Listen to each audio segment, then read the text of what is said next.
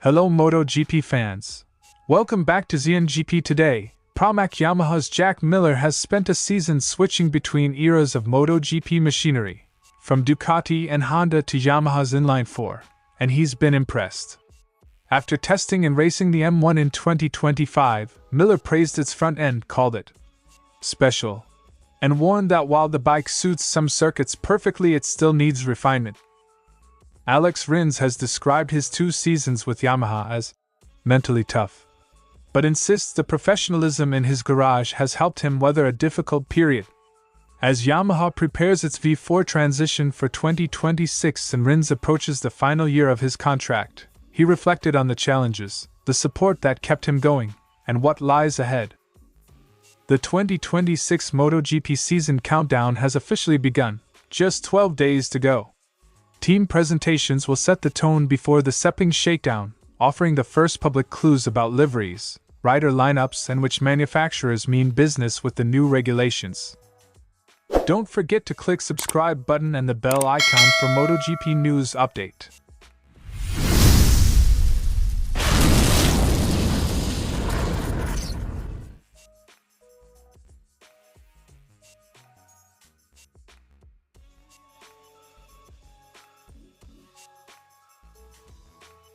Jack Miller has ridden almost every competitive MotoGP platform of the modern era, so his endorsement carries weight. He compared eras and lap time contexts, reminding listeners that machines and times change, but ultimately placed the M1 among the best he's ridden. For a rider known for aggressive, late into the brake style, praising the Yamaha's front end signals that the bike gives confidence where it matters most: turn in, balance, and trust through the first part of the corner. That kind of praise from a veteran who's ridden Ducatis, Hondas, and KTMs adds credibility to Yamaha's claim that the M1 remains a very capable package. But it rates pretty high up there. The M1 is a pretty special motorcycle. That endorsement helps explain why Miller accepted the Yamaha move, not because it's the easiest fit on paper, but because the bike delivers qualities he values as a racer. On paper, the Yamaha isn't the natural home for Miller's riding style. He admitted as much. The M1 isn't an obvious fit for a rider shaped by V4 power delivery and different chassis behavior. Yet the season proved that adaptation is possible. Through setup changes, measured riding adjustments, and a pragmatic approach to the timed sheets, Miller says he and the team found workable compromises. That process transformed occasional flashes into credible results, and convinced Pramac to extend his role as a development leader for the factory's next chapter. But we've made it work. This season we've had some really strong results, and some really shitty results. The honesty here matters. Miller didn't romanticize the switch. He documented the struggle and the payoff, the peaks and the troughs that come with learning a new machine. Miller was even-handed about the M1's profile. Front-end feel and balance are standout attributes, but every bike has margins to tighten. He highlighted the ongoing development agenda, small, targeted gains that add up across a race weekend. For Yamaha, the homework is clear: keep refining electronics, tire usage, and chassis interactions so the M1's strengths become more consistent across circuits. For Miller, that means continuing to work on setup language with engineers and using his wide experience to point the team to the right trade-offs. There are some areas where I'd like to improve, for sure, as we all do. Respect the bike's strong points, but never stop pushing to close the gap between good and great. Miller's 2025 season wasn't just about his own results.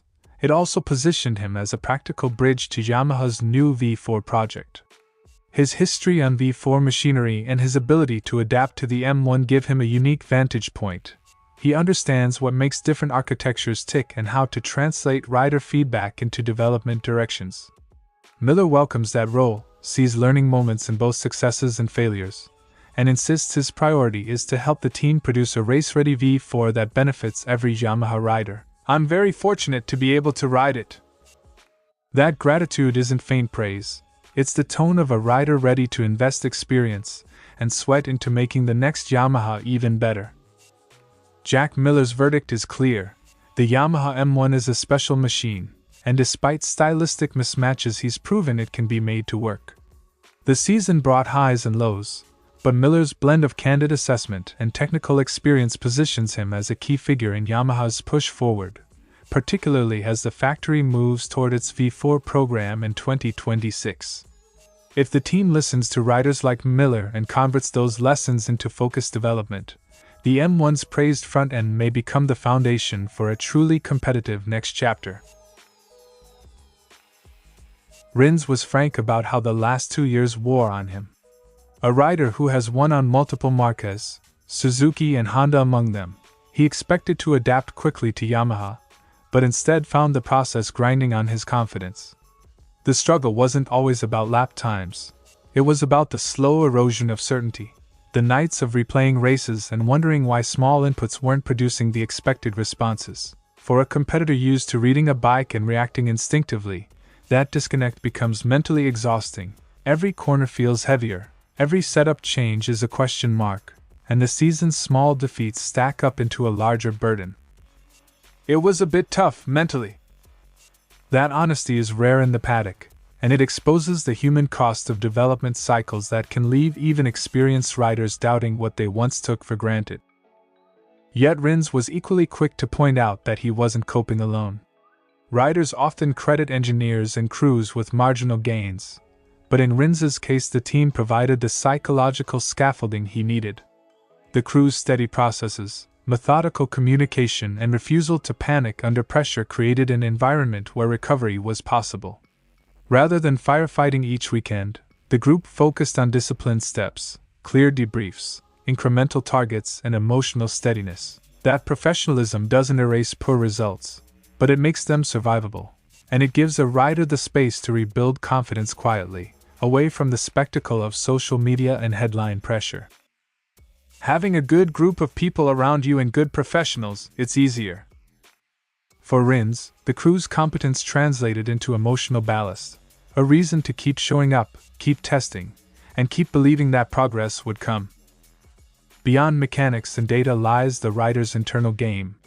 Rins explained how the team worked to shield him from the spiral that can follow poor weekends, encouraging him to focus on fundamentals, maintain physical readiness, and compartmentalize the noise. That approach is pragmatic. When confidence wavers, the priority is to get back to 100% in preparation and mindset, not to chase heroic solutions. It's a reminder that performance is as much about mental hygiene as it is about horsepower or chassis tweaks. In the end, you need to be at 100%, so they try to, in the tougher moments, to not think like this. That discipline, of resetting, of small, repeatable actions, is the quiet work that underpins any comeback from a testing year. Rins ended on a practical note about the future. Yamaha has kept the crew intact and is pushing a major technical pivot, the switch to a V4 for 2026, which will require fresh adaptation from riders and engineers alike. Stability in personnel, Rins believes, gives him the best shot at navigating that change. Continuity in communication channels, setup language and mutual trust will speed the learning curve. With his current contract running into 2026, and the factory's Jakarta launch just weeks away, Rins says he'll approach the new season with the same measured focus that got him through the tough times, ready to help the team develop and, he hopes, to find the form that suits him again.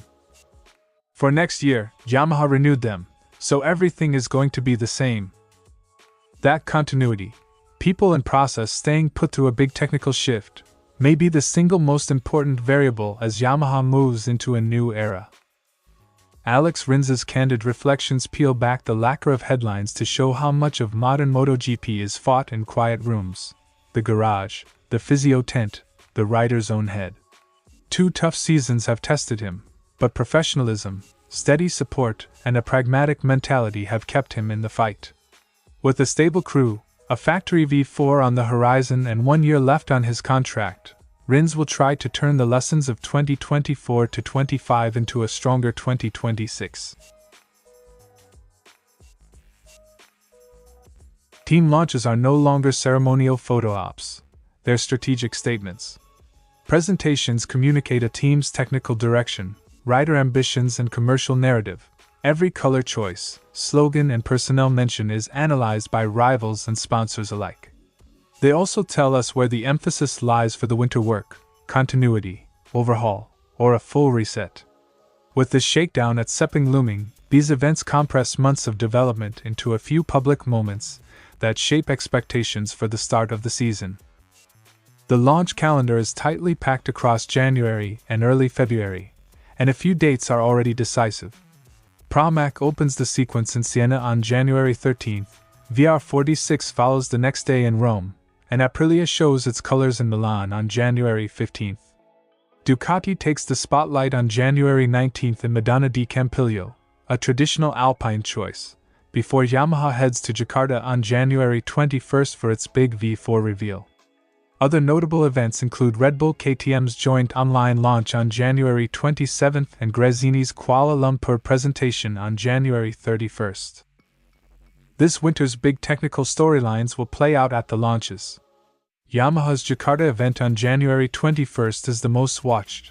The factory will publicly debut its switch to a V4 engine, a move that changes testing priorities and rider adaptation plans.